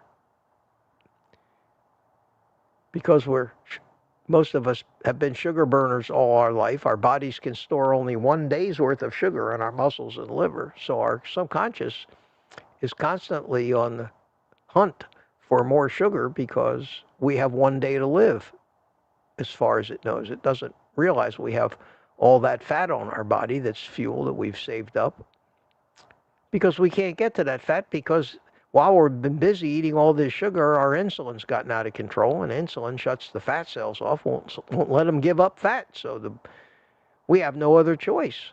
So our subconscious mind basically has one imperative: get more sugar. And we get cravings. Pushes us into action, shuts off our conscious mind, which allows us to rationalize why it's okay, and we go ahead and do it without even conscious thought about it. We just go ahead and do it, and we make excuses like, just one last time, I'll just do it. I'll start dieting again tomorrow, but this will be it. This will be one last treat, because it gives us such pleasure to eat them. The reward is so great from that substance that our subconscious thinks we need or will die. It's a survival instinct. And it controls the thoughts, and it controls the actions of our body, and negotiates with our conscious mind with lame excuses. And we've all done that. And I've gone over that so many times, and I've gone over it in intricate detail, not just a summary of it like this. But yeah, I talk about that all the time. Keep listening. Keep listening, my friend.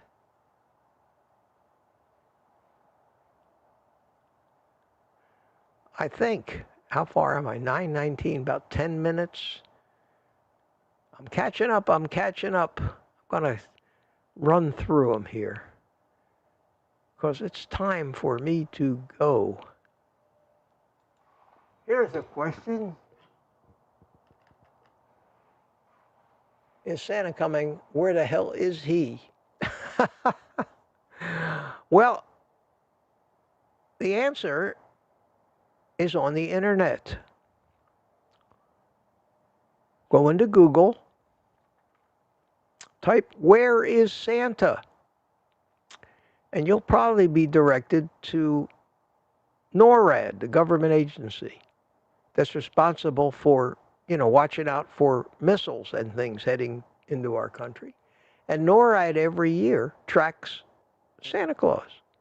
Tells you where he is. And they have a map. And this morning, I saw in the morning news, they showed the map, and he was in Russia heading this way.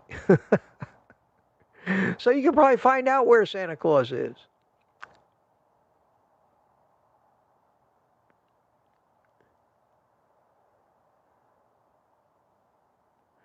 And I actually think that's kind of cute. I think that's kind of cool.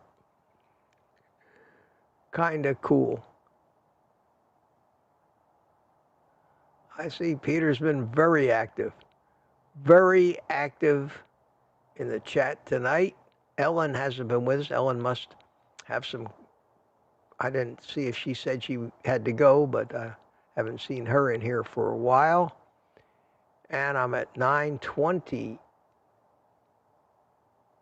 No, hell, I'm a half hour behind. I'm sorry, guys. I thought I was catching up, but I'm a half an hour behind in the chat.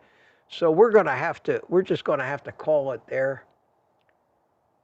I see Sherry's in here. Hi, Sherry. How you doing? Good to see you. Sherry says he's right here in my 7-Eleven. Sherry's referring to her house because of her kids and everything. She refers to her house as a 7-Eleven with all the junk food. That's great. That's great. Listen, guys, if I missed any of your questions tonight and you're around tomorrow morning, ask them again. It's been busy for a Tuesday night. Around 100 people average most of the night, which is pretty good. Pretty good. I'll try to catch the replay of this and read all the things you guys said to me. Thank you so much. Thank you so much. And let me do this. Let me give you a little blues tonight. Give you a little bit of blues.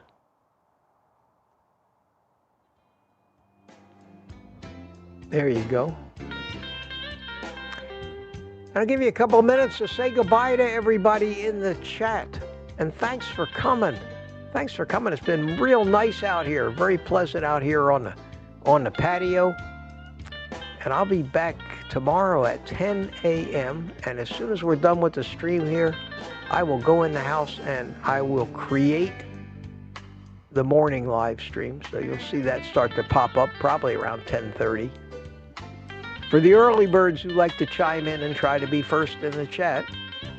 And then I'll see you tomorrow morning at 11 o'clock. So say goodbye to each other. I still have some hot coffee, thanks to Francine Bourgeois, who got me this coffee warmer, and the coffee's still hot.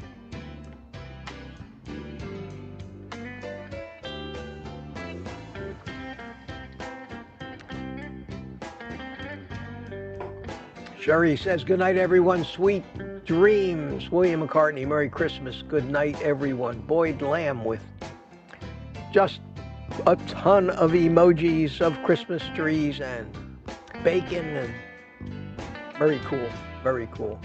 Nikki W., Merry Christmas Eve to all. Kim appreciates life. Night, night. Gary, no slow. Thanks, Mitch. We appreciate you. Good night. Pamela Suarez says, bye, retired Rick. Merry Christmas. Spanky, bye all. Merry Christmas. Be safe and enjoy. Big hugs and cheers. FX Trader, thanks, Mitch. You're welcome. Stickman's Garage, good night all. Thank you, Mitch. Sherry says, love and light with 3 hearts.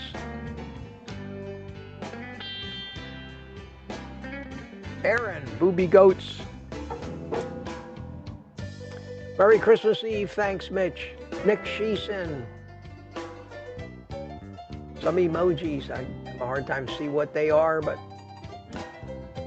good stuff anyway. John Schunger, have a great night. Charger Mopar Rick says good night, good evening. Says Mike Seeley Sr., all Merry Christmas and Happy Hanukkah. Wishing everybody abundant holidays, says Loretta Naydell. Nikki W., thanks, Mitch, for a great night. You're welcome, everybody, and thanks for spending it with me.